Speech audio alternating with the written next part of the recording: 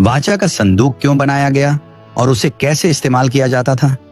सोचो, रेगिस्तान के बीच गुलामी से अभी अभी आजाद हुए लोग एक खास चीज बनाते हैं और वही चीज इजराइल के पूरे इतिहास की सबसे पवित्र और सबसे डराने वाली चीज बन जाती है।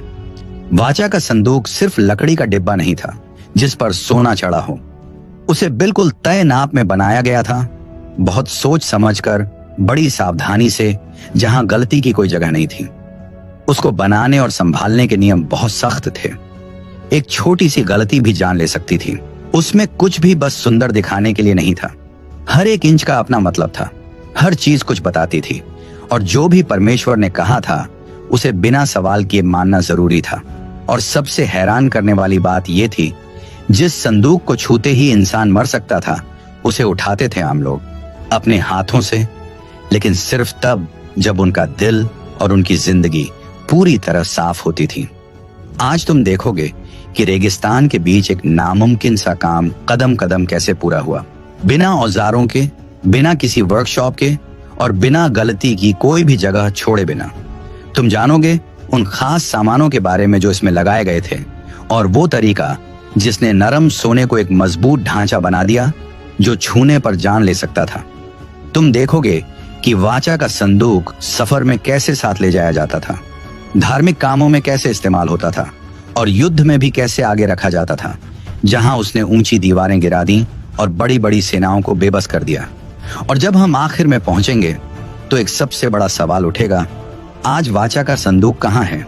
और अगर कोई इंसान 2600 साल बाद उसे कहीं छुपा हुआ पाले तो क्या होगा? वाचा का संदूक बनाने का हुक्म तब मिला जब इजराइल के लोग अभी ये समझ ही रहे थे कि उस परमेश्वर के साथ चलना कितनी बड़ी जिम्मेदारी है जिसने उन्हें मिस्र से बाहर निकाला था। निर्गमन अध्याय 25 में परमेश्वर ने मूसा को एक पूरा प्लान बताया, बिल्कुल तय नाप के साथ, कुछ खास सामान के साथ और ऐसे हुक्मों के साथ जिन्हें बदला नहीं जा सकता था। वाचा का संदूक परमेश्वर और उसके लोगों के बीच मिलने की जगह बनने वाला था, इसलिए इसमें कुछ भी अपने मन से करने की छूट नहीं थी। प्रभु की पवित्रता चाहती थी कि सब कुछ बिल्कुल ठीक ठीक बने, लेकिन इजराइल के लोगों को ऐसा काम करना आता ही नहीं था। उनकी पूरी जिंदगी गुलामी में बीती थी, फिरौन के लिए ईंटें बनाते हुए। उनके हाथ मिट्टी के आदी थे, सोने के नहीं। लोग थके हुए थे, अपने आप को कमजोर समझते थे और दिल के अंदर डर भी था। फिर भी परमेश्वर ने उनसे ऐसा काम कहा जो उन्होंने पहले कभी नहीं किया था। फर्क बस एक बात का था, वे किसी इंसान के लिए काम नहीं कर रहे थे, वे उस परमेश्वर की बात मान रहे थे जिसने उन्हें आजाद किया था। वाचा के संदूक का नाप बिल्कुल तय था, उसकी लंबाई, चौड़ाई और ऊंचाई सब कुछ उसी तरह होना था जैसा पहाड़ पर दिखाया गया था। कुछ भी छोटा या बड़ा नहीं हो सकता था। यह काम सम्मान मांगता था और लोगों को यह सिखा रहा था कि यह काम काबिलियत का नहीं, आज्ञा मानने का था। यह हुक्म बहस के लिए नहीं था, यह था मानने के लिए। मूसा जब वापस छावनी में आए तो सिर्फ हुक्म लेकर नहीं आए, उनके दिल में यह भी था कि यह काम इजराइल के विश्वास को हमेशा के लिए बदल देने वाला है।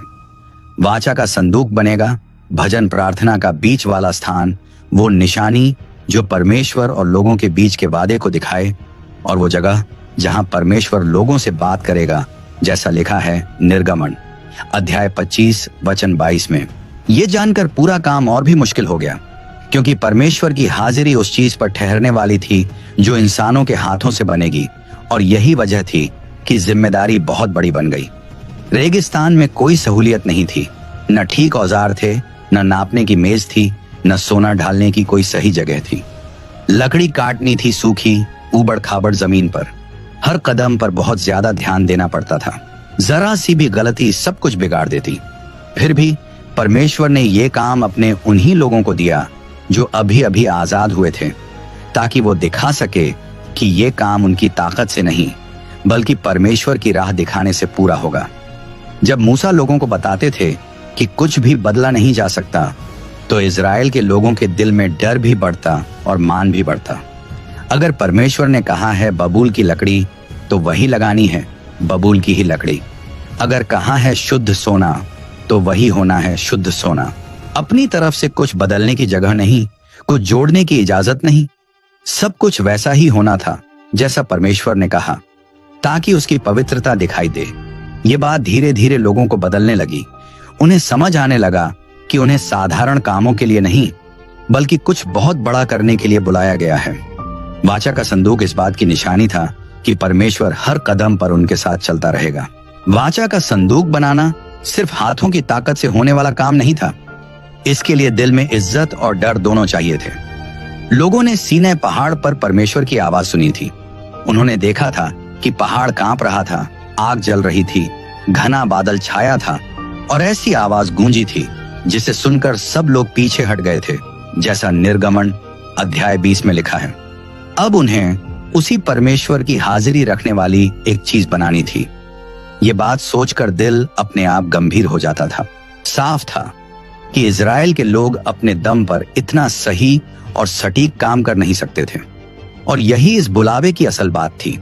परमेश्वर उन्हें सिखा रहे थे कि जिस काम के लिए वह बुलाते हैं, उस काम को पूरा करने का रास्ता भी वही बनाते हैं। ये काम इंसानों की काबिलियत से नहीं, बल्कि उस ताकत से होगा जो प्रभु सही समय पर देंगे। हर एक इजरायली ये समझने लगा था कि वाचा का संदूक सिर्फ एक पवित्र चीज नहीं था, वो उनके विश्वास की पूरा केंद्र बनने वाला था। उसके बिना कोई साफ जगह नहीं होती जहां परमेश्वर की महिमा दिखे। वाचा का संदूक हमेशा रहने वाली निशानी बनने वाला था, परमेश्वर की मौजूदगी की और उसकी राह दिखाने की।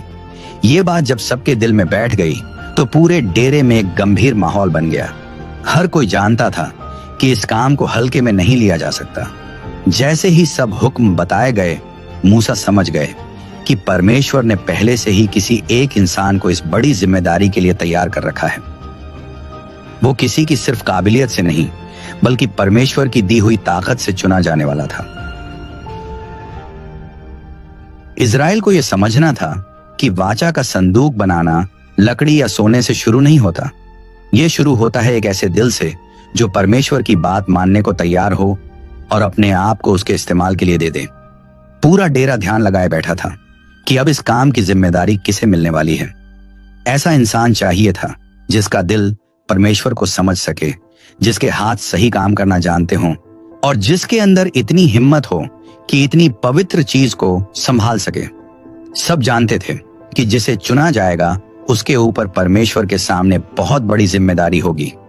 इस इंसान का चुना जाना यह दिखाने वाला था कि परमेश्वर सिर्फ हुक्म नहीं देता, वो हर काम के लिए खास इंसान को खड़ा भी करता है ताकि हर एक छोटी सी बात तक पूरी हो सके। ये बातें पूरा माहौल कुछ बहुत बड़ा होने के लिए तैयार कर रही थीं। ऐसा कुछ जो इस लोगों के इतिहास में गहरी छाप छोड़ने वाला था और ये दिखाने वाला था कि प्रभु की आत्मा सिर्फ योद्धाओं या नबियों में ही नहीं, बल्कि उन हाथों में भी चलती है जो चीजें बनाते हैं। जब इजराइल के लोग इस बुलावे को समझ रहे थे तो उनके दिल में कुछ नया जगने लगा।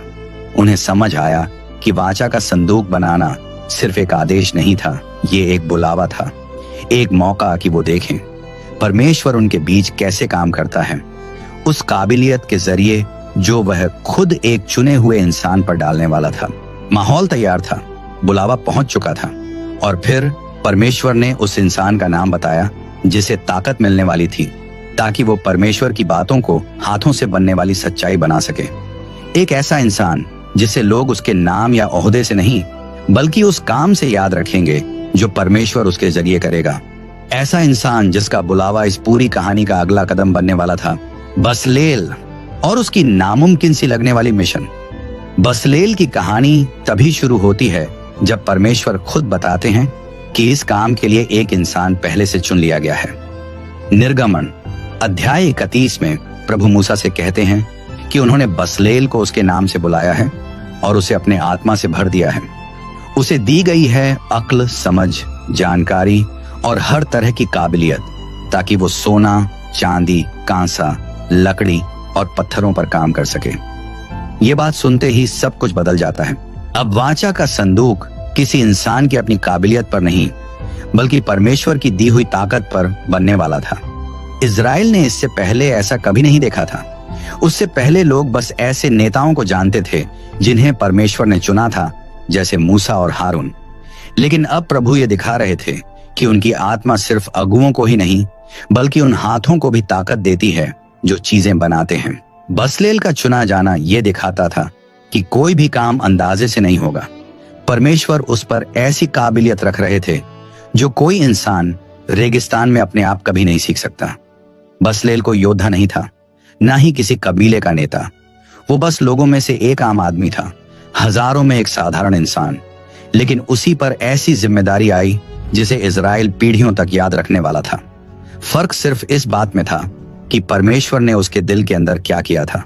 उसकी अक्ल किताबों से नहीं आई, उसका हुनर किसी गुरु से नहीं आया, उसकी सटीकता सालों की मेहनत से नहीं आई। सब कुछ सीधे प्रभु की आत्मा से आया। बाइबल बताती है कि बसलेल को 4 बड़ी काबिलियत मिली।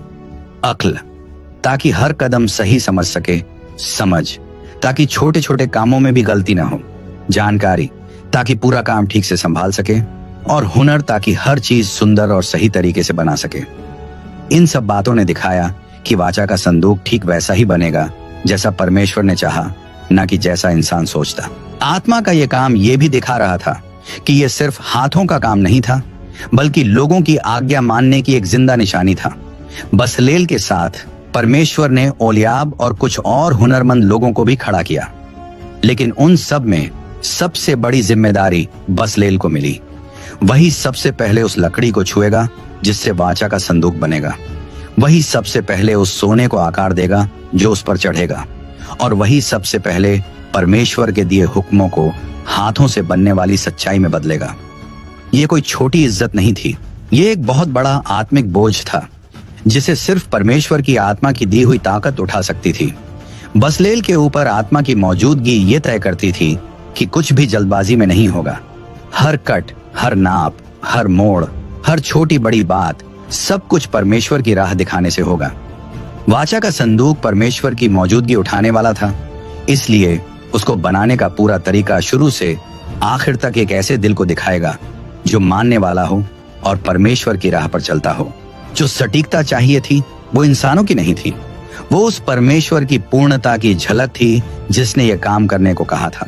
बसलेल का बुलावा ये सिखाता है कि परमेश्वर हर खास काम के लिए खास इंसान को चुनता है। उसे किसी बड़े नाम की जरूरत नहीं थी, उसे चाहिए था एक ऐसा दिल जो उसकी बात माने, एक इंसान जो जिम्मेदारी उठाने को तैयार हो, ये जानते हुए भी कि ये काम सिर्फ मजबूत हाथों से नहीं होगा। इसके लिए चाहिए था दिल में डर और इज्जत, पूरी तरह परमेश्वर पर भरोसा और आत्मा की आवाज सुनने वाला दिल। बसलेल जानता था कि वो सिर्फ एक डिब्बा नहीं बना रहा है, वो उस जगह को तैयार कर रहा था जहां परमेश्वर इजराइल से मिलने वाला था। काम का हर कदम गहरे मतलब से भरा था। जो बबूल की लकड़ी वो आकार दे रहा था, वही बाद में उस जगह की नींव बनेगी जहां परमेश्वर का वचन रखा जाएगा। जो सोना वो हथौड़ी से गढ़ रहा था, वही उस चमक की वजह बनेगा जो परमेश्वर की शुद्ध मौजूदगी को दिखाएगा। यह सिर्फ कारीगरी नहीं थी, यह पवित्र सेवा थी। लोग बसलेल को ध्यान से देखते थे। वो कभी जल्दबाजी नहीं करता था, उसे खुद को दिखाने की जरूरत नहीं थी। उसका काम ही कहता था कि परमेश्वर ने उस पर कुछ ऐसा रखा है जिसकी नकल कोई नहीं कर सकता। उसका हर कदम भरोसा दिखाता था, उसका हर फैसला समझ दिखाता था, और हर छोटा काम ये बताता था कि आत्मा उसके हाथों को राह दिखा रही है। काम आगे बढ़ रहा था क्योंकि उसमें परमेश्वर खुद काम कर रहा था। ओलियाब और बाकी लोग बसलेल के साथ काम करते हुए उसी से सीख रहे थे। ये कोई स्कूल वाली पढ़ाई नहीं थी, ये देखकर सीखना था, एक ऐसे इंसान को देखकर जो आत्मा की राह पर चल रहा था। वे समझने लगे कि जिम्मेदारी सिर्फ आखिरी नतीजे में नहीं, बल्कि काम के हर एक हिस्से में होती है। पवित्रता चाहती थी कि हर बात में सच्चाई बनी रहे। कुछ भी बस काम निपटाने के लिए नहीं किया जा सकता था, सब कुछ परमेश्वर के हुक्म पर जवाब बनकर किया जाना था। बसलेल का चुना जाना यह भी दिखाता था कि परमेश्वर नम्र दिल से सेवा करने वालों की कद्र करता है। बसलेल नाम या शोहरत नहीं चाहता था, वो बस परमेश्वर की बात मानना चाहता था। यही दिल उसे इस काम के लिए सबसे सही इंसान बनाता था। उसका तरीका लोगों को सिखाता था कि परमेश्वर की सेवा का मतलब याद किया जाना नहीं, बल्कि परमेश्वर की बात पर सच्चा रहना है। जैसे जैसे काम आगे बढ़ा, डेरे में सबने देखना शुरू किया कि आत्मा की ताकत से नामुमकिन बातें भी मुमकिन हो जाती हैं। लोग भरोसा करने लगे क्योंकि वे कुछ ऐसा देख रहे थे जो उन्होंने कभी नहीं देखा था। एक आम इंसान एक बहुत बड़ा और खास काम कर रहा था। बसलेल ताकत से नहीं चमक रहा था, न अगुवाई से, न रसूख से। वो चमक रहा था उस अनुग्रह से जो परमेश्वर ने उस पर रखा था। उसकी जिंदगी ये साबित कर रही थी कि परमेश्वर जिसे चाहता है उसे चुनता है, और जिसे चुनता है उसे ताकत भी देता है। इजराइल के लोग अब समझने लगे थे कि वाचा का संदूक बनाना सिर्फ महंगे सामान पर नहीं, बल्कि उससे भी ज्यादा कीमती बात पर टिका है, हर फैसले में आत्मा की मौजूदगी पर। लोग देख रहे थे कि परमेश्वर इंसानों से पूरी तरह परफेक्ट होने की उम्मीद नहीं करता। वो खुद अपनी परफेक्टता देता है एक ऐसे इंसान के जरिए जो उसकी बात मानने को तैयार हो। बसलेल को मिली काबिलियत लोगों के लिए एक जिंदा याद बन गई थी कि परमेश्वर अपने काम के हर छोटे हिस्से में मौजूद रहता है। जैसे उसने वाचा का संदूक बनाने वाले को रास्ता दिखाया, वैसे ही वो जरूरी सामान मिलने का रास्ता भी दिखाने वाला था। और अब यही रेगिस्तान में लोगों के सामने अगली चुनौती बनने वाली थी। एक ऐसी चुनौती जो सिर्फ सामान मिलने की नहीं, बल्कि परमेश्वर के मकसद को दिखाने वाली थी।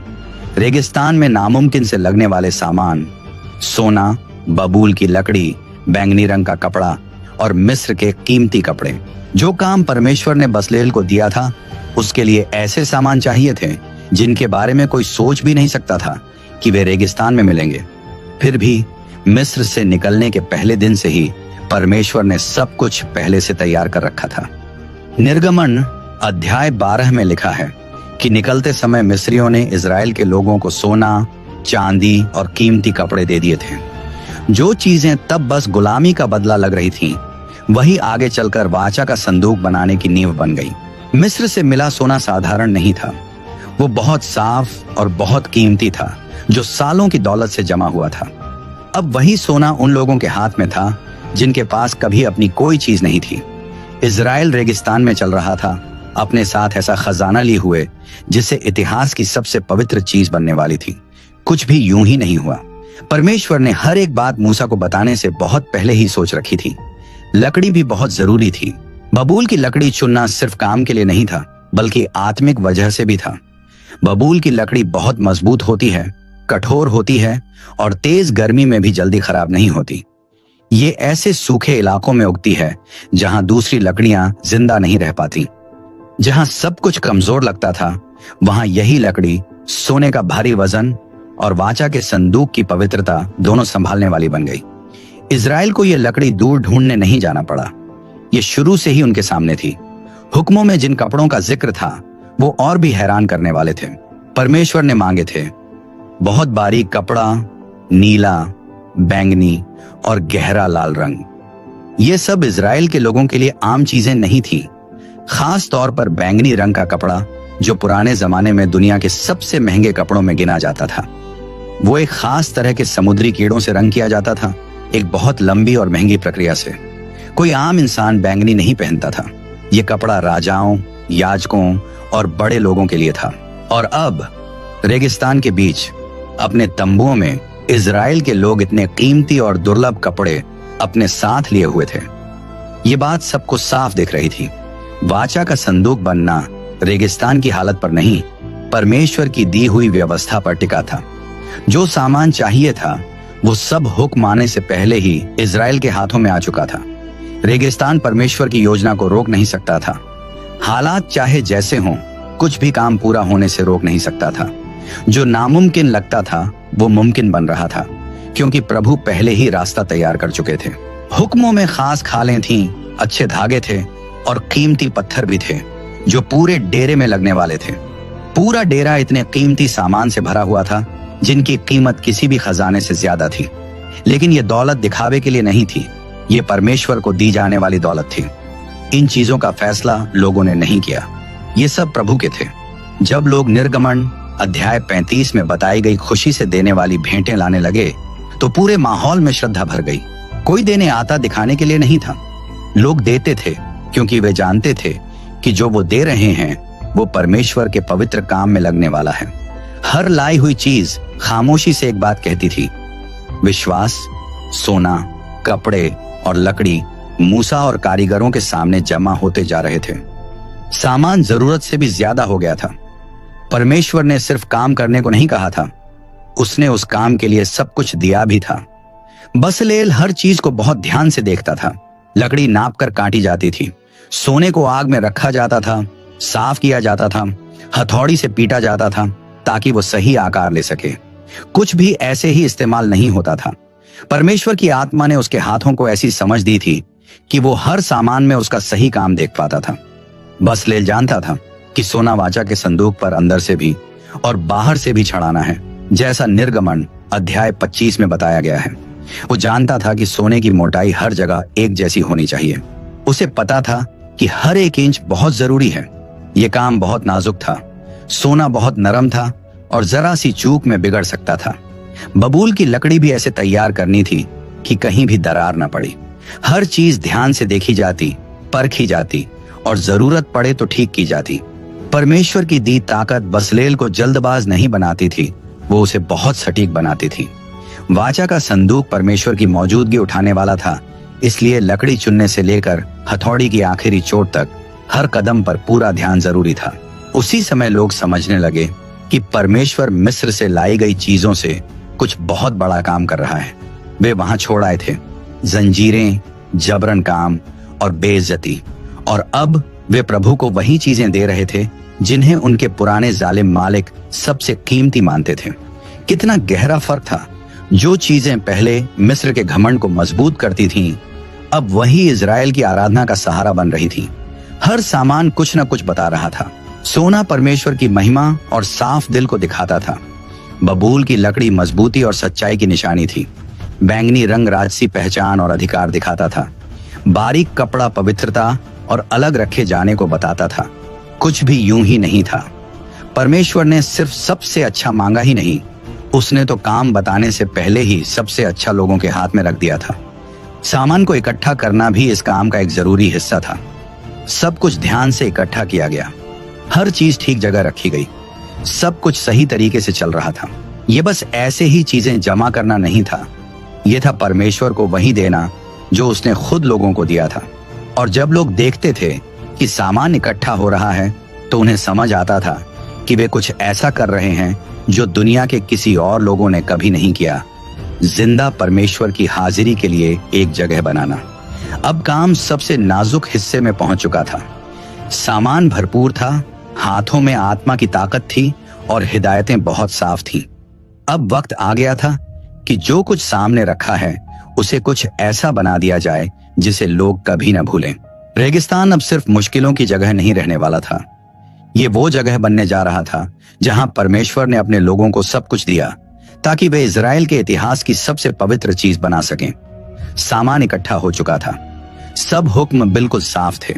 बसलेल जानता था कि अब अगला कदम पूरे काम का सबसे मुश्किल हिस्सा होगा, खुद वाचा का संदूक बनाना, जहां हर परत, हर छोटा सा हिस्सा और हर छुआ हुआ कोना बिल्कुल वैसा ही होना था जैसा परमेश्वर ने मूसा को दिखाया था।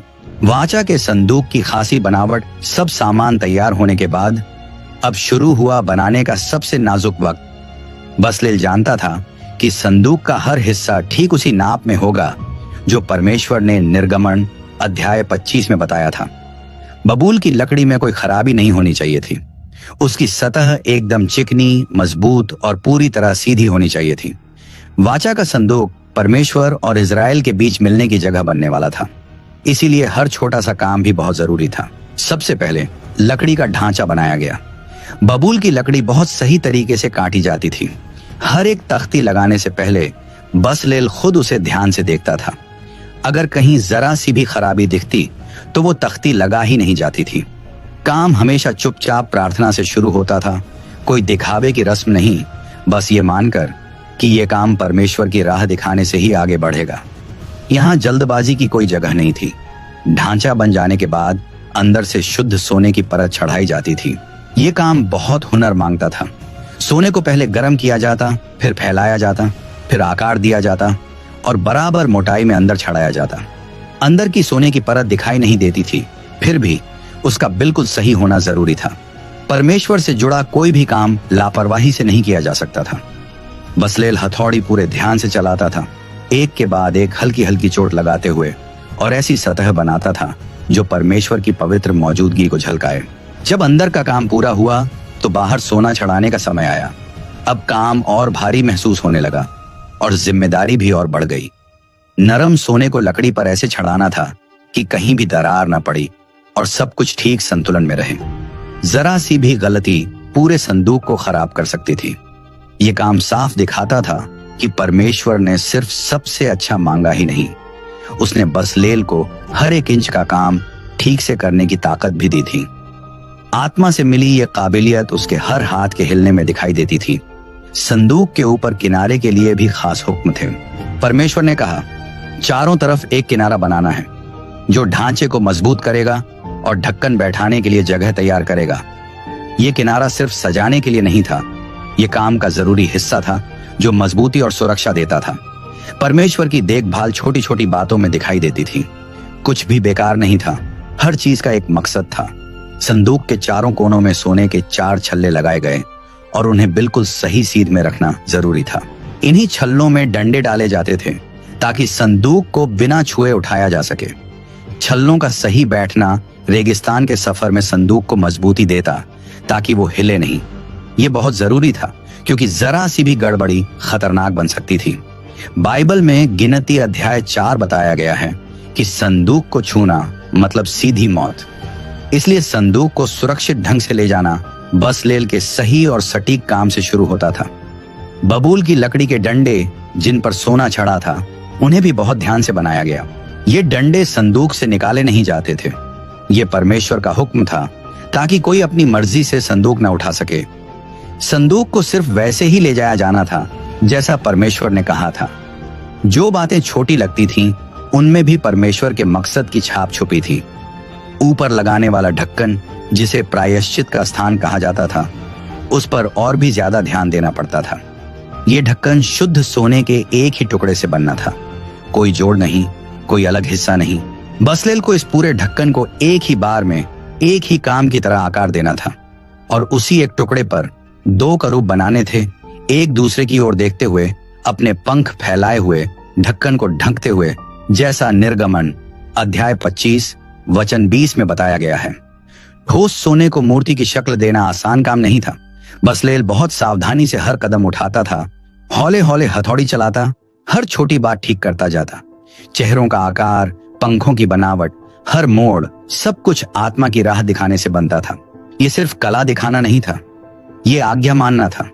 ये उस परमेश्वर के लिए सच्चाई दिखाना था जिसने हर छोटी बात खुद बताई थी। जब पूरा ढांचा बनकर तैयार हुआ तो उसकी बनावट में एक अजीब सी बात दिखी। अंदर बबूल की लकड़ी और उस पर अंदर से भी बाहर से भी शुद्ध सोने की परत और ऊपर एक ही टुकड़े का ढक्कन, सब मिलकर एक बहुत अनोखी रचना बना रहे थे। आज की समझ से देखें तो ये बनावट पुराने जमाने के कैपेसिटर जैसी लगती है जो बिजली की ताकत जमा कर सकता है। इससे आगे की कुछ घटनाएं समझ में आती हैं, जैसे उज्जा का हाल, जिसे संदूक छूते ही तुरंत मौत हो गई, जैसा लिखा है 2 शमूएल अध्याय 6 में। आत्मिक रूप से वो परमेश्वर की पवित्रता की वजह से था, लेकिन जिस्मानी तौर पर संदूक की खुद की बनावट भी इस बात में एक वजह बनती है। लेकिन बसलेल ये सब वैज्ञानिक सोच के साथ काम नहीं कर रहा था। वो तो बस परमेश्वर की आज्ञा मान रहा था और उसी आज्ञा में काम धीरे धीरे पूरा आकार ले रहा था और वजन पकड़ता जा रहा था। हर एक कदम पूरा होने पर पूरा डेरा चुपचाप और आदर के साथ देखता रहता था। सब जानते थे कि यह संदूक सिर्फ एक साधारण चीज नहीं है, ये प्रभु की व्यवस्था को रखने वाला था, परमेश्वर की हुकूमत की निशानी बनने वाला था। और जब ये पूरा बन जाएगा तो इसमें कुछ भी अपनी मर्जी से नहीं रखा जाएगा, बस वही रखा जाएगा जो परमेश्वर तय करे। वाचा का संदूक कोई आम डिब्बा नहीं था, वो पूरे तंबू का बीच वाला केंद्र था। बसलेल जब इसका काम पूरा कर रहा था तो उसके दिल में एक बात साफ थी कि इजराइल में कोई और चीज इतनी बड़ी जिम्मेदारी नहीं उठाएगी। बाहर से सोना चमक रहा था, लेकिन असली कीमत इस बात में थी कि यह पूरा काम बिल्कुल वैसा बना जैसा परमेश्वर ने खुद बताया था। यहाँ कोई जल्दबाजी नहीं थी, कोई अपनी सोच नहीं थी, बस एक ही बात थी, आत्मा की राह पर चलती आज्ञाकारिता। जब वाचा का संदूक पूरा बनकर तैयार हुआ तो लोगों को पता था कि अब अगला कदम और भी ज्यादा पवित्र होगा। इतनी सही बनी चीज खाली नहीं रह सकती थी, उसमें वही चीजें रखी जानी थीं जो परमेश्वर और इजराइल के बीच के वाचा को दिखाती थीं। ऐसी चीजें जिन्हें प्रभु ने खुद संभाल कर रखा था, जो उसकी व्यवस्था, उसकी हुकूमत और उसकी देखभाल दिखाती थी। और ये चीजें वाचा के संदूक को लोगों के बीच परमेश्वर की मौजूदगी की सबसे बड़ी निशानी बनाने वाली थी। पवित्र चीजें संदूक तैयार था, लेकिन उसमें अभी तक वो सब नहीं रखा गया था जो उसे इजराइल का आत्मिक केंद्र बनाने वाला था। अब जो अगला कदम था वही उसके पूरे मकसद को तय करने वाला था। प्रभु ने साफ साफ बताया था कि अंदर क्या क्या रखना है, और हर एक चीज उस वाचा की एक नई बात दिखाती थी जो परमेश्वर ने अपने लोगों से जोड़ा था। ये इंसानों की अपनी मर्जी से नहीं, ये सीधे परमेश्वर की बताई राह पर हो रहा था। जैसा इब्रानियों अध्याय 9 में लिखा है, याद दिलाने के लिए कि वाचा का संदूक सृष्टिकर्ता और इजराइल के बीच जिंदा रिश्ते की निशानी बनेगा। सबसे पहली चीज व्यवस्था की तख्तियां थीं। कोई साधारण लिखावट नहीं, ये वो शब्द थे जो खुद परमेश्वर ने लिखे थे, जैसा निर्गमन अध्याय 34 में बताया गया है। पहली तख्तियां मूसा ने तोड़ दी थीं जब उन्होंने लोगों को मूर्ति पूजते देखा। फिर प्रभु ने कहा, नई तख्तियां बनाओ, और उसने हर हुक्म दोबारा खुद लिख दिया। ये शब्द किसी कहानी से नहीं आए थे या किसी याद से नहीं, ये सीधे परमेश्वर की हुकूमत से आए थे। उन्हें संदूक के अंदर रखना ये दिखाता था कि इजराइल की जिंदगी परमेश्वर के वचन पर खड़ी होनी चाहिए। इन तख्तियों का वजन तो था, लेकिन उससे भी ज्यादा इनके साथ आत्मिक जिम्मेदारी थी। हर एक हुक्म परमेश्वर के दिल को दिखाता था। ये सिर्फ नियम नहीं थे, ये वो हदें थीं जो लोगों को उसी बर्बादी से बचाती थीं जो उन्होंने परमेश्वर से दूर जाकर खुद खड़ी की थी। संदूक व्यवस्था को ऐसे संभाल कर रखता था जैसे पूरी जाति के दिल को संभाल रहा हो। लोग भूल सकते थे, लेकिन संदूक याद रखेगा। वचन वहां सुरक्षित रहेगा, कभी न छुआ जाने वाला और कभी न बदलने वाला। दूसरी चीज थी हारून की लाठी। गिनती अध्याय 17 में बताया गया है, जब लोगों ने याजक की अगुवाई पर सवाल उठाए तो परमेश्वर ने उस बगावत का जवाब दिया। 12 लाठियां प्रभु के सामने रखी गईं। अगली सुबह सिर्फ एक लाठी में जिंदगी दिखी, हारून की लाठी। सिर्फ कली ही नहीं निकली, उसमें फूल आए और पके हुए बादाम भी लगे। ये निशानी सबको साफ बता रही थी कि याजकाई के लिए परमेश्वर ने किसे चुना है। उस लाठी को संदूक में रखना यह दिखाता था कि परमेश्वर अपनी हुकूमत यूं ही किसी को नहीं देता, वो पहले खुद साफ निशानी देता है। वो लाठी सिर्फ लीडर बनने की निशानी नहीं थी, वो ये भी दिखाती थी कि परमेश्वर उसे जिंदा कर देता है जो सबको सूखा और बेकार लगता है। सूखी लकड़ी फिर से हरी हो गई, रंग आ गया और उस पर फल आने लगे। इजराइल को यह बात हमेशा याद रखनी थी। याजक बनना कोई इंसानी सम्मान नहीं था, यह परमेश्वर की दी हुई एक जिम्मेदारी थी ताकि लोग माफी तक पहुंच सकें। याजकाई का मतलब था कि कोई लोगों के लिए दुआ करे, और संदूक में रखी वो लाठी ये याद दिलाती थी कि यह सेवा परमेश्वर की पसंद से होती है, किसी की चाहत या लालच से नहीं। तीसरी चीज थी मन्ना, जो रेगिस्तान में परमेश्वर की देखभाल की सच्ची गवाही था। निर्गमन अध्याय 16 में लिखा है कि अगर मन्ना परमेश्वर के बताए तरीके से बाहर रखा जाए तो वो जल्दी सड़ जाता था, लेकिन जो मन्ना संदूक के अंदर रखा गया वो खराब नहीं हुआ, वो सही सलामत बना रहा। इससे ये समझ में आता था कि परमेश्वर सिर्फ देता ही नहीं, वो संभालता भी है। ये परवरिश कोई बीते समय की याद भर नहीं थी, ये उसकी रोज रोज की देखभाल का सबूत थी। इजराइल को जानना था कि प्रभु ने उन्हें रेगिस्तान में अकेला छोड़ने के लिए नहीं, बल्कि उन्हें उस पर भरोसा करना सिखाने के लिए लाया था। संदूक में रखा मन्ना यह बताता था कि जिंदगी सिर्फ इंसान की मेहनत से नहीं, बल्कि परमेश्वर पर भरोसा करने से चलती है। वाचा का संदूक यह संदेश लेकर चलता था कि उस वाचा में सुरक्षा है, राह दिखाने वाली दया है और जरूरतों की पूरी व्यवस्था है। अंदर रखी हर चीज ऐसे ही नहीं रखी गई थी। हर एक चीज लोगों को परमेश्वर की वफादारी से जोड़ती थी। वचन परमेश्वर के दिल को दिखाता था, लाठी उसकी ताकत दिखाती थी, मन्ना उसकी परवरिश दिखाता था। जब तीनों चीजें संदूक के अंदर रखी गईं, तो वाचा का संदूक सिर्फ एक सामान नहीं रह गया, वो इजराइल की आत्मिक जिंदगी का केंद्र बन गया। जब भी लोग तंबू को देखते, उन्हें याद आता कि महापवित्र जगह के अंदर वो निशानियां रखी हैं, वो वचन जिन्हें मानना है, वो हुकूमत जिसका सम्मान करना है, और वो परवरिश जिस पर भरोसा करना है। ये कोई अंधविश्वास नहीं था, ये समझ थी कि परमेश्वर हर कदम पर उनके साथ चला है। इन चीजों की मौजूदगी पूरी जाति की पहचान बना रही थी। इजराइल लड़ाइयों से या धन दौलत से नहीं बना, वो वाचा से बना, और वाचा का संदूक उसी वाचा की गवाही अपने अंदर लिए हुआ था। उसमें ऐसी कहानियां थीं जिन्हें भुलाया नहीं जा सकता था, ऐसी निशानियां थीं जो ये दिखाती थीं कि परमेश्वर ने साफ तौर पर और मकसद के साथ काम किया है। कुछ भी ऐसे ही नहीं था, कुछ भी फालतू नहीं था, हर चीज दूसरी से जुड़ी हुई थी। व्यवस्था याद दिलाती थी कि परमेश्वर लोगों की हिफाजत के लिए हदें तय करता है। लाठी दिखाती थी कि वो ही तय करता है कि उसकी तरफ से कौन खड़ा होगा। मन्ना बताता था कि ये सफर सिर्फ इंसान की ताकत पर नहीं बल्कि परमेश्वर की परवरिश पर चलता है। वाचा का संदूक इजराइल की पूरी आत्मिक यात्रा का जैसे सार था। हर बार जब महायाजक महापवित्र जगह में जाता तो ऐसा लगता जैसे वो प्रभु की वफादारी की पूरी कहानी के अंदर चलकर जा रहा हो। लेवी के लोग इस जिम्मेदारी की गहराई समझते थे। संदूक उठाना सिर्फ भारी चीज उठाना नहीं था, यह था वाचा की याद साथ लेकर चलना। इसीलिए नियम इतने सख्त थे और बातें इतनी साफ थीं। लापरवाही बिल्कुल नहीं चलती थी।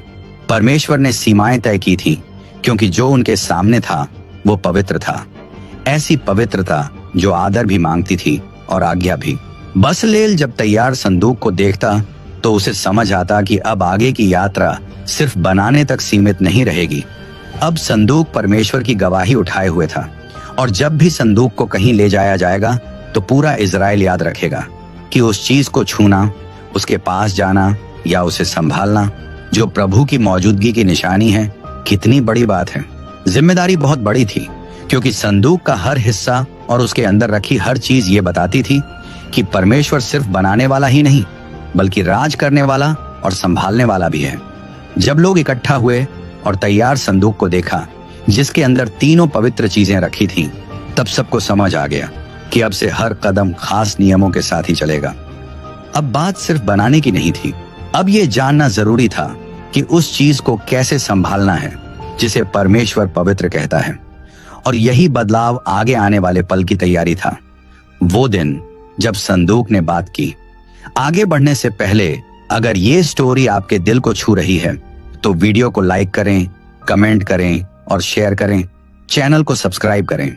वाचा का संदूक सिर्फ उठाकर ले जाई जाने वाली एक चीज नहीं था और न ही सिर्फ परमेश्वर की मौजूदगी की निशानी।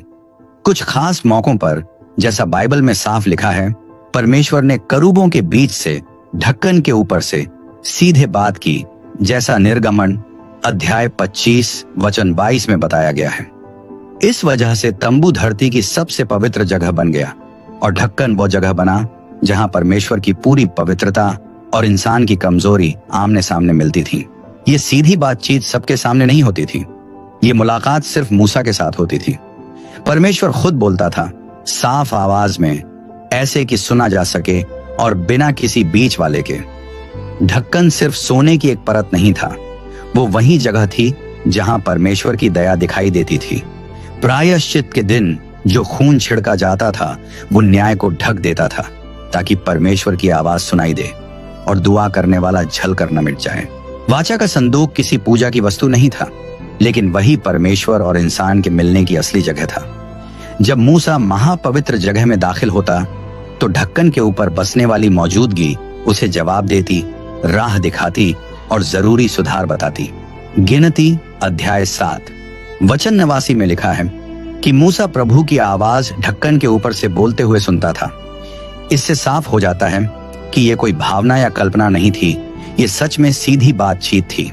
ये बात और भी खास इसलिए थी क्योंकि मूसा परमेश्वर को देखता नहीं था, वो सिर्फ उसकी आवाज सुनता था। और वही नजदीकी मूसा के हर फैसले को राह दिखाती थी जब वो लोगों की अगुवाई करता था। इजराइल के पास ऐसा अगुवा था जो सीधे उसी परमेश्वर से हिदायतें लेता था जिसने उन्हें मिस्र से निकालकर आजाद किया था। आस पास की कोई भी जाति ऐसा कुछ कभी नहीं देखी थी।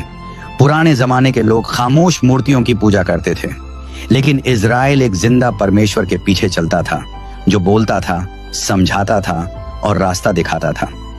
ढक्कन वही जगह था जहां ये बातचीत होती थी और इसी वजह से वाचा का संदूक पूरे रिश्ते का केंद्र बन गया था। जो आवाज ढक्कन के ऊपर से आती थी वो सिर्फ धार्मिक नियमों की बात नहीं करती थी। परमेश्वर बताता था डेरा कैसे लगाना है, लोगों की बगावत को कैसे संभालना है, आगे की लड़ाइयों के लिए कैसे तैयार होना है और लोगों के बीच पवित्रता कैसे बनाए रखनी है।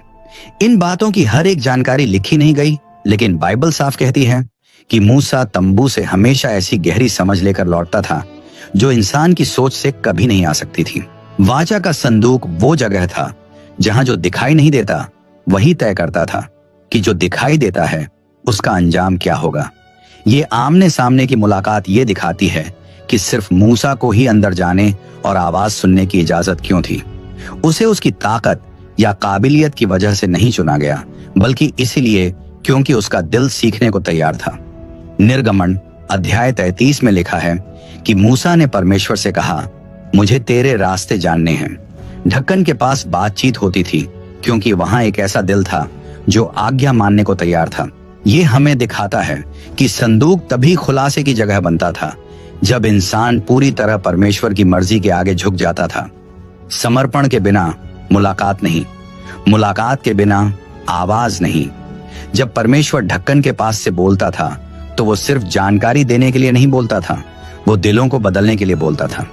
इन बातों ने इजराइल को जल्दबाजी वाले गलत फैसलों से बार बार बचाया। जब भी लोग काबू खोने के कगार पर होते, मूसा महापवित्र जगह की ओर जाता ताकि परमेश्वर की मर्जी सुन सके। लोगों की शिकायतों की आवाज तंबू के अंदर कोई मायने नहीं रखती थी। वहां जो आवाज करूबों के बीच से आती थी वही तय करती थी कि इजराइल किस रास्ते पर चलेगा, चाहे बाहर हालात जैसे भी हों। इसी वजह से वाचा का संदूक पूरी कौम का आत्मिक दिल माना जाता था। यह भी समझ आता है कि तंबू को ठीक ठीक उसी तरह बनाना जरूरी था जैसा परमेश्वर ने पहाड़ पर दिखाया था। अगर कोई चीज अपनी जगह से हिल जाती तो उस जगह को नुकसान होता जहां परमेश्वर खुद प्रकट होना चाहता था। महापवित्र जगह न बहुत बड़ी थी न ज्यादा सजी हुई। सब कुछ सरल था, सीधा था और सारा ध्यान सिर्फ ढक्कन पर था। इजराइल बड़ी बड़ी इमारतों पर नहीं बल्कि उस मौजूदगी पर ध्यान देता था जो करूबों के बीच रहती थी। ये बात सिखाती है कि महिमा दिखावे से नहीं आती बल्कि आज्ञा मानने से आती है। कभी कभी ऐसा भी होता था कि परमेश्वर सिर्फ रास्ता बताने के लिए नहीं बोलता बल्कि लोगों के पाप सुधारने के लिए भी बोलता। जब लोगों ने सोने का बछड़ा बना लिया तब मूसा और परमेश्वर की जो बात हुई उसी ढक्कन पर उसने पूरी कौम की कहानी बदल दी। बाइबल में निर्गमन 32 में लिखा है कि मूसा ने लोगों के लिए गिड़गिड़ा कर दुआ की और परमेश्वर ने उसकी बात सुनी। इससे हमें समझ आता है कि संदूक से आने वाली आवाज सिर्फ हुक्म देने वाली आवाज नहीं थी, वह दया से भरी आवाज भी थी। संदूक न्याय की गवाही देता था, लेकिन उस दया की भी गवाही देता था जो परमेश्वर अपने लोगों पर दिखाता है। लेव्य व्यवस्था 16 में बताया गया है, प्रायश्चित के दिन ढक्कन पर खून छिड़का जाता था जो यह दिखाता था कि वह पाप जो इंसान को परमेश्वर से दूर कर देता है अब ढक दिया गया है। इससे रास्ता खुल जाता था कि इंसान की कमजोरी के बावजूद परमेश्वर अब भी बोल सके। सादे शब्दों में ढक्कन वह जगह बन गया जहां परमेश्वर दया दिखाने का फैसला करता था, और यह सब किसी बड़ी बात की ओर इशारा करता था। एक ऐसी बात जिसे इजराइल उस समय पूरी तरह नहीं समझ पाया, लेकिन सदियों बाद वह बात सबके सामने साफ दिखाई देने वाली थी। करूबों के बीच से आने वाली वो आवाज असल में यीशु के आने की झलक थी। बाइबल बताती है वचन इंसान बन गया और हमारे बीच रहने लगा। पहले आवाज पवित्र जगह के अंदर से आती थी, अब वही आवाज यीशु की जिंदगी में दिखाई दी। यीशु बन गए परमेश्वर और इंसान के बीच मिलने की सही जगह। जो सोने का ढक्कन था वो बस तैयारी थी एक जिंदा ढक्कन के आने की। संदूक बताता था कि पवित्रता के लिए खून चाहिए। यीशु ने दिखाया कि वही पवित्रता अपने ही खून से रास्ता बना देती है। जब मंदिर टूटा और संदूक गायब हुआ तो आवाज खत्म नहीं हुई, वो बस नई जगह पर चली गई, यीशु में। इब्रानियों 9 कहता है कि यीशु स्वर्ग की पवित्र जगह में गए, किसी जानवर का खून लेकर नहीं बल्कि अपना ही खून लेकर। अब परमेश्वर और इंसान की बातें हमेशा के लिए यीशु के जरिए खुल चुकी हैं। संदूक की चुप्पी छोड़े जाने की निशानी नहीं थी, ये एक बदलाव था। जो परमेश्वर पहले करूबों के बीच से बोलते थे, अब वही परमेश्वर अपने आत्मा के जरिए उनके दिल में बोलने लगे जो उन्हें सच्चे मन से खोजते थे। और यही बात हमें आखिरी रहस्य तक ले जाती है। जो आवाज पीढ़ियों तक इस्राएल को संभालती रही, अब वही आवाज दुनिया को तैयार कर रही थी उस पल के लिए जब संदूक इतिहास से गायब हो जाएगा। लेकिन वो कोई खाली जगह छोड़कर नहीं जाएगा, बल्कि एक बुलावा दे जाएगा, एक ऐसे मकसद को समझने का जो अब सामने आने वाला था। अब कहानी जाती है संदूक के रोज के इस्तेमाल की तरफ और उनसे जुड़े खतरनाक नियमों की तरफ। संदूक में पहले ही वाचा की 3 निशानियां रखी थीं, लेकिन अब सबसे नाजुक सवाल खड़ा हुआ, इतनी पवित्र चीज को लोग बिना मरे कैसे उठा सकते हैं? परमेश्वर ने इसका साफ जवाब दिया। गिनती की किताब अध्याय 4 में लिखा है, सिर्फ कोहात के परिवार के लेवी लोग ही संदूक उठाने के लिए चुने गए थे।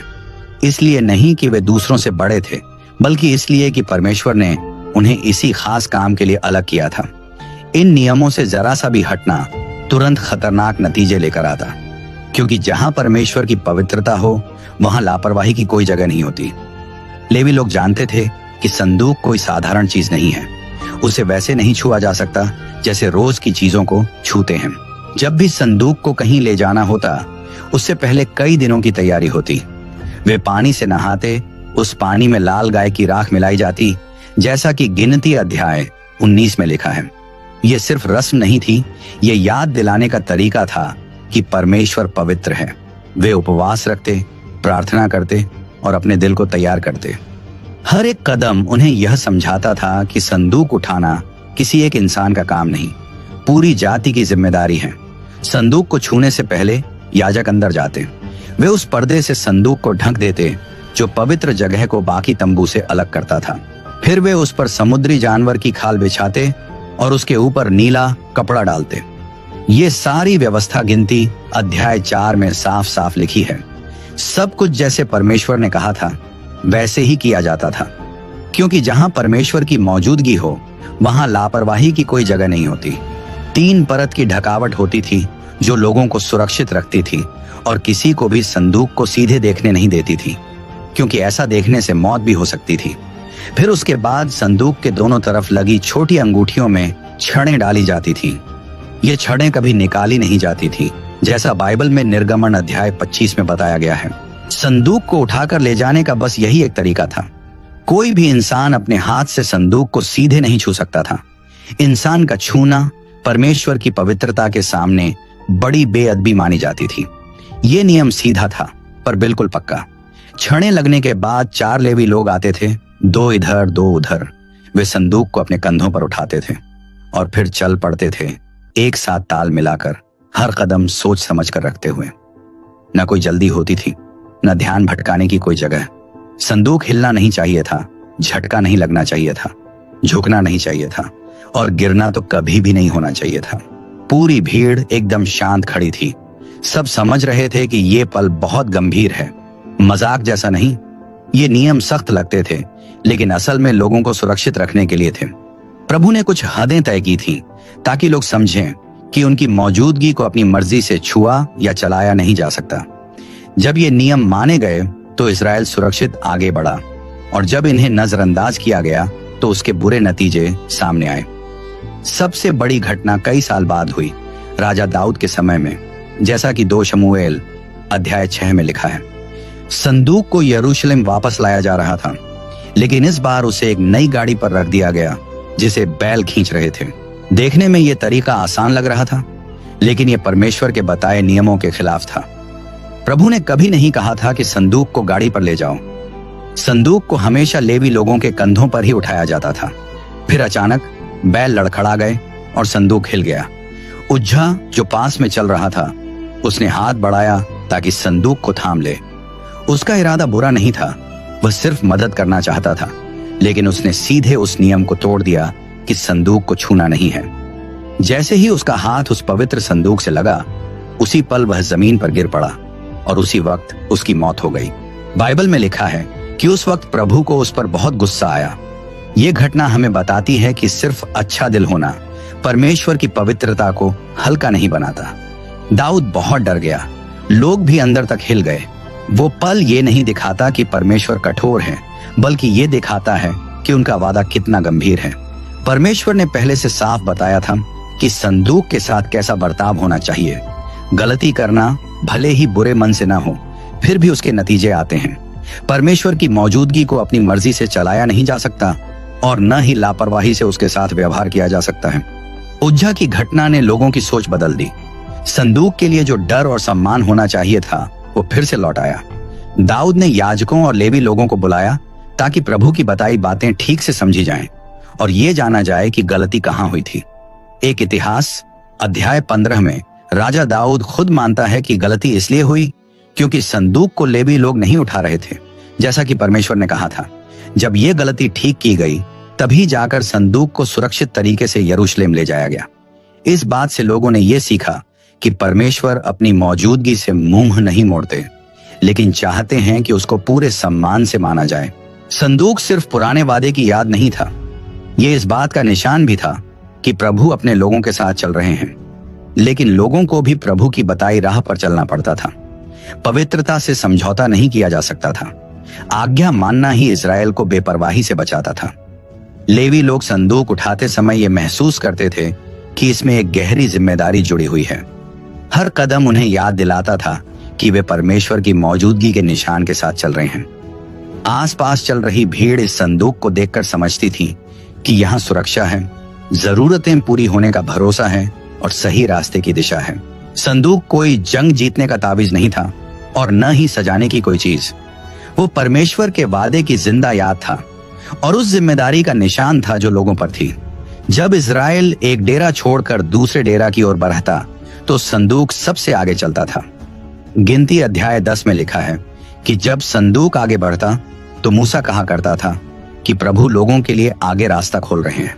संदूक परमेश्वर की अगुवाई को दिखाता था, लेकिन ये अगुवाई तभी सुरक्षित रहती थी जब लोग प्रभु की बातें मानते थे। जिंदगी की हिफाजत परमेश्वर के वचन पर भरोसा रखने से जुड़ी हुई थी। जब भी लेवी लोग संदूक उठाते थे तो लोगों को याद आता था कि उसके अंदर क्या रखा है। पत्थर की तख्तियां, एक छड़ी और मन्ना। हर चीज ये बताती थी कि प्रभु ही उन्हें मिस्र से यहाँ तक लेकर आए हैं। और यही याद लोगों के दिल में ये बात बैठा देती थी कि सम्मान बनाए रखना कितना जरूरी है। संदूक ये दिखाता था कि परमेश्वर की मौजूदगी लोगों के बीच सच में है और उसके साथ जिम्मेदारी भी जुड़ी है। धीरे धीरे समय बीता और इजराइल संदूक को अपनी राह और अपनी पहचान का मुख्य निशान मानने लगा। लेकिन कुछ हालात में उसकी अहमियत जरूरत के हिसाब से बदल जाती थी। जब लोगों पर बाहर से खतरा आता था तो संदूक सिर्फ ले जाने की चीज या वादे की याद नहीं रहता था। जंग के समय वो ऐसा निशान बन जाता था जो पूरी लड़ाई की सोच बदल देता था। जो भी उसके पास आता वो उसके असर को अपने दिल में महसूस करता था। जंग के मैदान में संदूक और उसका आत्मिक असर, जब भी जंग में संदूक को साथ ले जाया जाता था तो उसका मतलब सिर्फ लड़ाई की चाल नहीं होता था। जब इजराइल ताकतवर दुश्मनों के सामने खड़ा होता था तो लोगों को याद रहता था कि संदूक ये दिखाता है कि परमेश्वर उनके बीच मौजूद हैं और वही रास्ता दिखा रहे हैं। संदूक को हथियार की तरह नहीं लिया जाता था, बल्कि इस निशान की तरह कि प्रभु अपने लोगों के आगे चल रहे हैं। हर वो जंग जिसमें संदूक शामिल होता था लोगों को ये सिखाती थी कि परमेश्वर पर भरोसा करना और उनकी बात मानना तलवार या ढाल से भी ज्यादा जरूरी है। पहली बड़ी घटना यहोशू अध्याय 6 में हुई जब इजराइल यरीहो के पास पहुंचा।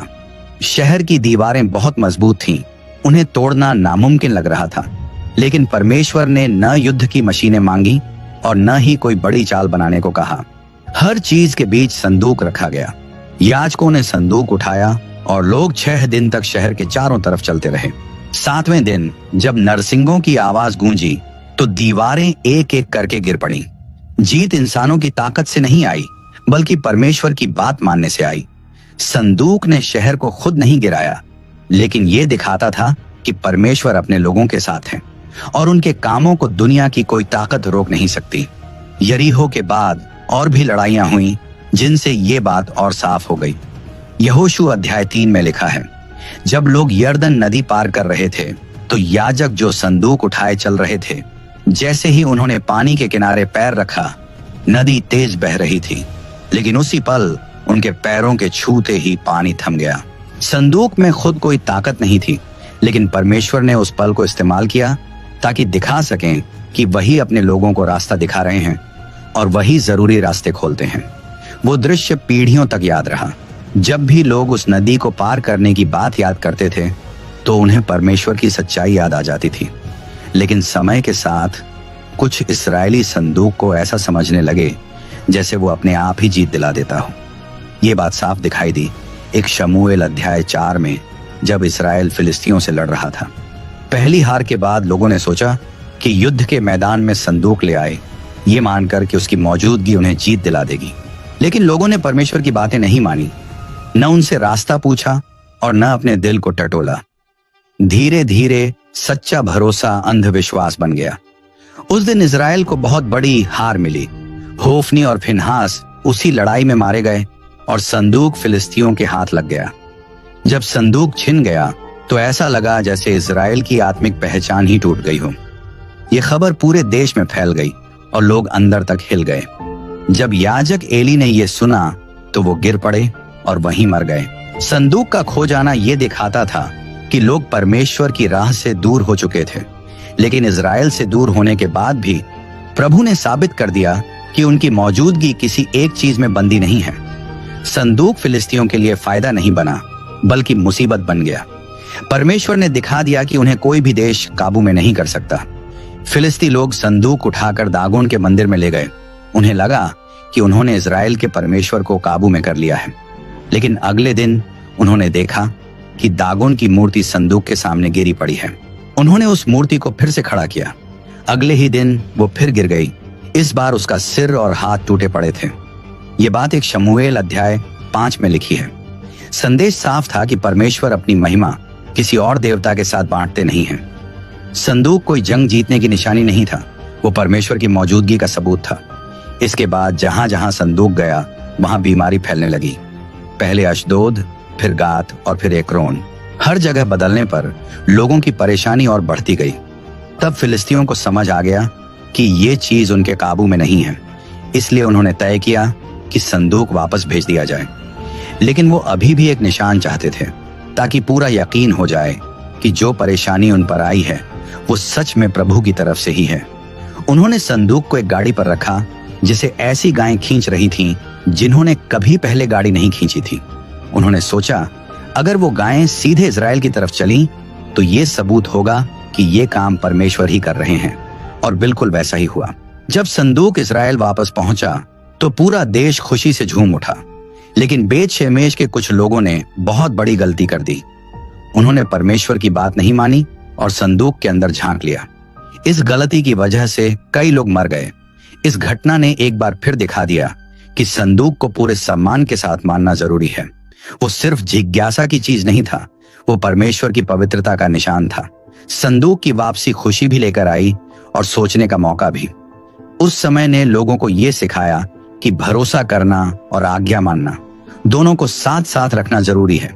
संदूक ये बताता था कि परमेश्वर अपने लोगों के साथ हैं, लेकिन उनकी मौजूदगी को अपनी मर्जी से चलाया नहीं जा सकता। जब इस्राएल परमेश्वर की बात मानता था तो जीत मिलती थी, और जब नहीं मानता था तो नतीजे भी आते थे। संदूक प्रभु की हिफाजत भी दिखाता था और उनकी सख्ती भी। समय के साथ राजा दाऊद समझ गया कि भरोसा करना और आज्ञा मानना दोनों साथ चलने चाहिए। वह संदूक को यरूशलेम लाना चाहता था, लेकिन जानता था कि यह काम परमेश्वर की बताई बातों के अनुसार ही करना होगा। पहले जो गलती हुई थी उससे सीख लेकर दाऊद ने लेवी लोगों को बुलाया, परमेश्वर की बातें फिर से पढ़ी और पूरे काम को उसी तरह तैयार किया जैसा प्रभु ने कहा था। आखिरकार जब संदूक शहर में पहुंचा तो हर तरफ खुशी फैल गई। दाऊद प्रभु के सामने नाच उठा और लोग भी खुशी में उसके साथ शामिल हो गए। संदूक को एक नया ठिकाना मिला और अब इजराइल ये समझने लगा कि इसे संभालना कितनी बड़ी जिम्मेदारी है। लेकिन एक और बड़ा काम अभी बाकी था। अब तक संदूक तंबुओं में रखा जाता था और जरूरत पड़ने पर इधर उधर ले जाया जाता था, लेकिन एक दिन वो समय आएगा जब संदूक के लिए एक पक्का घर बनेगा, एक ऐसी जगह जो खास तौर पर प्रभु की मौजूदगी के लिए तैयार की जाएगी। ये नया सफर तब शुरू हुआ जब दाऊद ने कहा कि वो परमेश्वर के लिए एक घर बनाना चाहता है। यही बात इस्राएल की आराधना को नया मोड़ देने वाली थी और संदूक की कहानी के अगले हिस्से की शुरुआत करने वाली थी, सुलेमान के मंदिर के बनने की और उस आखिरी जगह की जहां संदूक को हमेशा के लिए ठहरना था। जब दाऊद ने कहा कि वो प्रभु के लिए एक घर बनाना चाहता है तो वो दिल से पूरे सम्मान के साथ बोल रहा था। वो ये देख रहा था कि संदूक तो अब भी तंबू में रखा है और वो खुद महल में रह रहा है। उसकी सोच सच्ची थी, लेकिन परमेश्वर ने भविष्यवक्ता नातान के जरिए बताया कि ये काम दाऊद नहीं करेगा। प्रभु ने कहा कि वो दाऊद की वफादारी को याद रखेंगे, लेकिन मंदिर बनाने की जिम्मेदारी उसके बेटे को देंगे। ये बात 2 शमूएल अध्याय 7 में लिखी है, जहां परमेश्वर वादा करते हैं कि दाऊद का राज कायम रहेगा, और ये भी बताते हैं कि सुलेमान ही वो घर बनाएगा जहां संदूक रखा जाएगा। दाऊद ने ये बात सुनकर नम्रता दिखाई। वो उदास नहीं हुआ, न नाराज हुआ, बल्कि अपने आखिरी सालों में उसने पूरी तैयारी शुरू कर दी। उसने सोना, चांदी, कांसा, लकड़ी और कीमती पत्थर इकट्ठे किए और लेवी लोगों और याजकों को आने वाले काम के लिए तैयार किया। एक इतिहास अध्याय 22 में लिखा है कि दाऊद ने सुलेमान को बहुत साफ साफ समझाया कि मंदिर बड़ा और शानदार होना चाहिए, क्योंकि वो प्रभु के नाम के लिए बनाया जा रहा है। दाऊद ने खुद दीवारें नहीं बनाई, लेकिन उसने पूरा आधार तैयार कर दिया, दिल से भी और सामान करके भी, ताकि उसका बेटा आगे काम बढ़ा सके।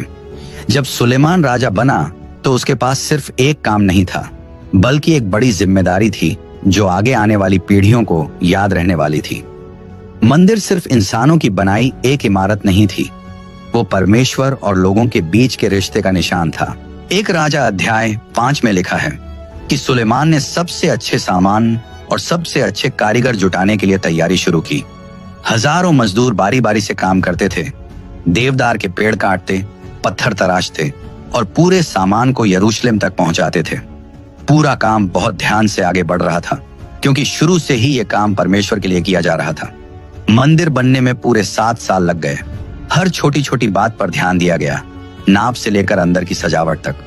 बगल में कमरे बने, ऊंचे ऊंचे खंभे खड़े किए गए, दीवारों पर सोना चढ़ाया गया और हर जगह सुंदर नक्काशी की गई।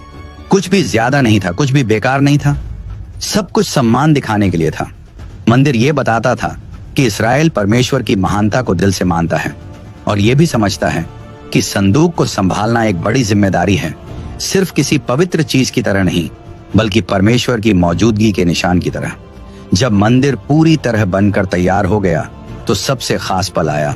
अब संदूक को उसकी आखिरी जगह पर सबसे पवित्र कमरे में ले जाना था। सुलेमान ने बुजुर्गों, याजकों और लेवी लोगों को बुलाया। लोग पूरे सम्मान के साथ पास आने लगे। 2 इतिहास अध्याय 5 में लिखा है कि वहां बहुत बड़ी सभा हुई।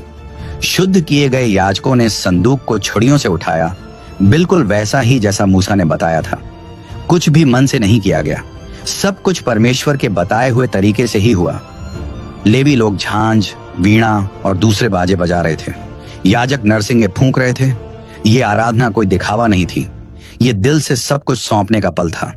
संदूक को सबसे पवित्र कमरे में खरूबों के पंखों के नीचे रखा गया और फिर कुछ ऐसा हुआ जो इजराइल के इतिहास में हमेशा याद रहेगा।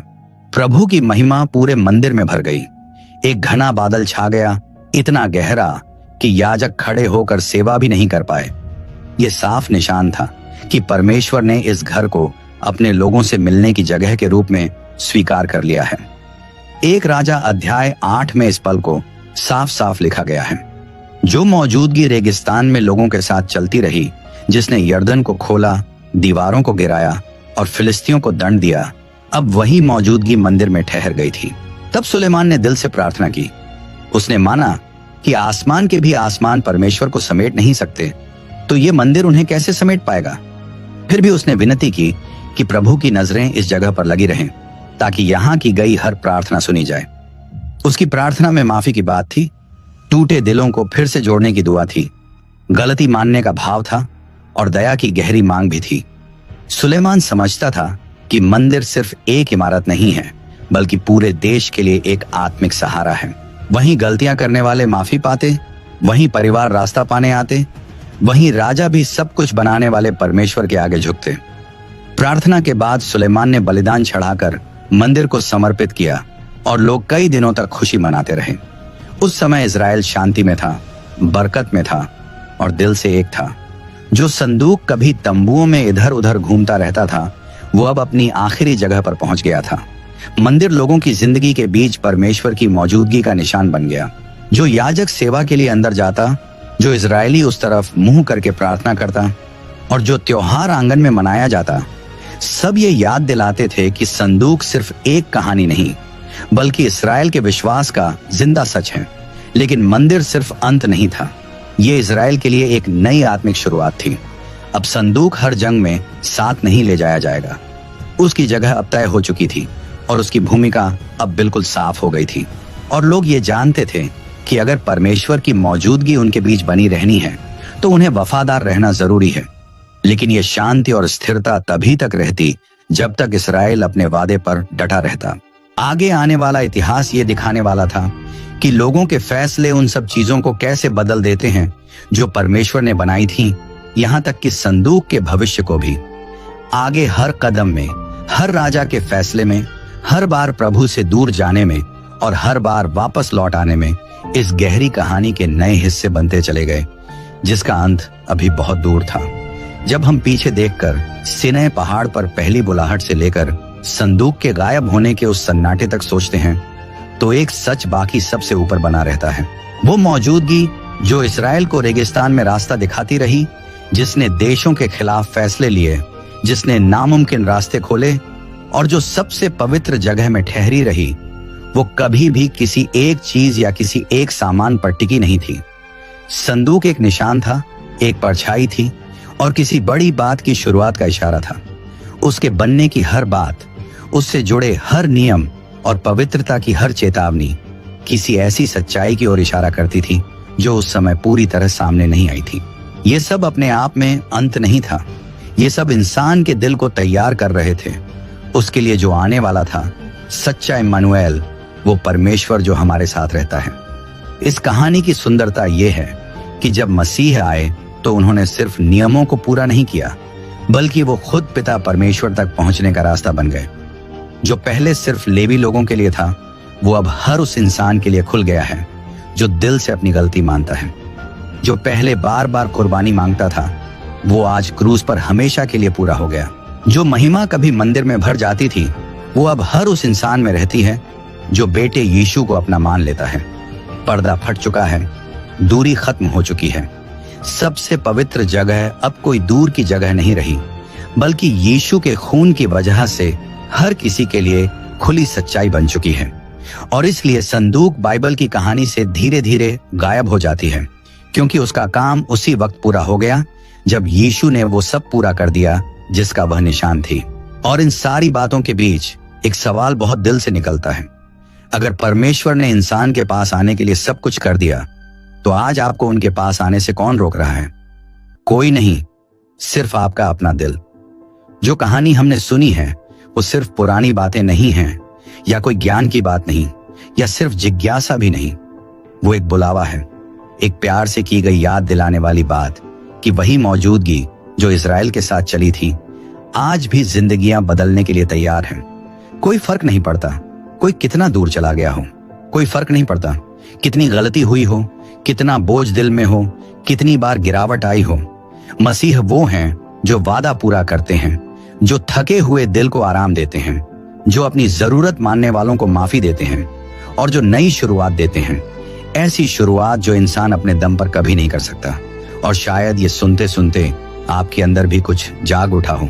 शायद आपने अपने दिल में ये बात महसूस की हो कि इजराइल की तरह आप भी परमेश्वर के आसपास तो चलते रहे, लेकिन दिल पूरा उन्हें नहीं दिया। शायद आप रास्ता जानते थे, लेकिन दूसरी चीजों को उस जगह बैठने दिया जो सिर्फ प्रभु की है। या हो सकता है आज पहली बार सब कुछ साफ साफ समझ आ रहा हो।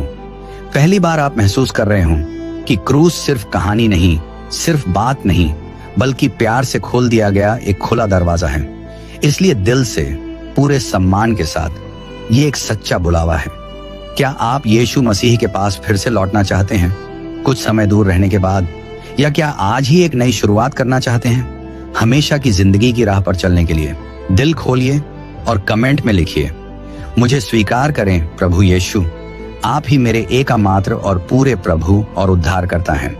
और अगर आपने पहले ही अपनी जिंदगी मसीह को दे दी है तो कमेंट में आमीन लिखिए, ताकि ये बात और लोगों तक पहुंच सके। हर आमीन एक बीज जैसा होता है जो फैलता है और वहां उम्मीद ले जाता है जहां अक्सर बस खामोशी होती है। वही परमेश्वर जिसने इजराइल को रास्ता दिखाया, जिसने मूसा से बात की, जिसने बसालेल को चुना, जिसने दीवारें गिरा दी और जो तब भी वफादार रहा जब लोग चूकते रहे, वो आज आपके दिल को संभाले। मसीह आपकी जिंदा संदूक बने, आपकी हमेशा साथ रहने वाली मौजूदगी, आपका सुरक्षित सहारा। पवित्र आत्मा आप कदमों को रोशन करे और आपके फैसलों को मजबूत बनाए।